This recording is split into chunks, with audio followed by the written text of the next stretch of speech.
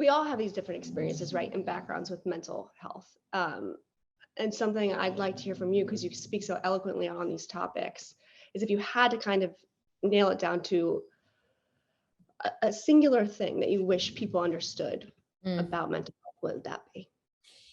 Yeah, I think I also have become more and more vocal about my own mental health struggles. I mean, early on in my career, I talked a lot about an eating disorder that I had as a teenager and a young girl. Actually, I started at 11 with disordered eating that evolved into an eating disorder. And I think and spent a formative time of my teens and my 20s and even into my 30s, and really like I would say active recovery, meaning like, you know, focused a lot on the mental health disease of an eating disorder. And then I think as part of recovery, the issue gets broader when you actually address the behavior, right? And you realize that it's part of a much larger ecosystem of mental unwellness. And so I think the thing I wish people understood, and something I had to understand better, is that people who have mental health issues, struggles, diseases, whatever the language is that you want to use,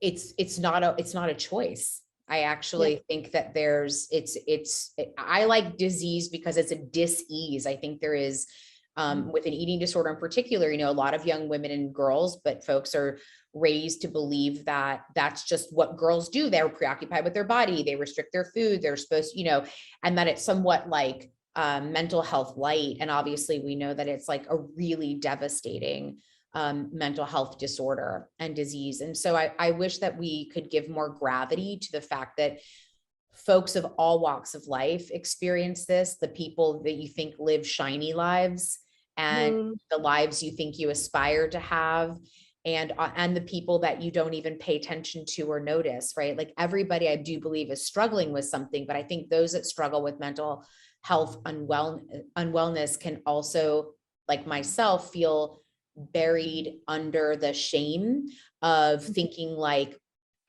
that's not supposed to happen to me. I'm, you know, or I'm doing something to create this, or I'm supposed to solve this on my own. Those are all dominant stories that I think I had about my own unwellness that I've challenged that. I've gotten help for that. Have a lot of recovery around that. And I still work on that. So I would love to destigmatize who is sick with mental illness, actually would be the thing I'd care a lot about.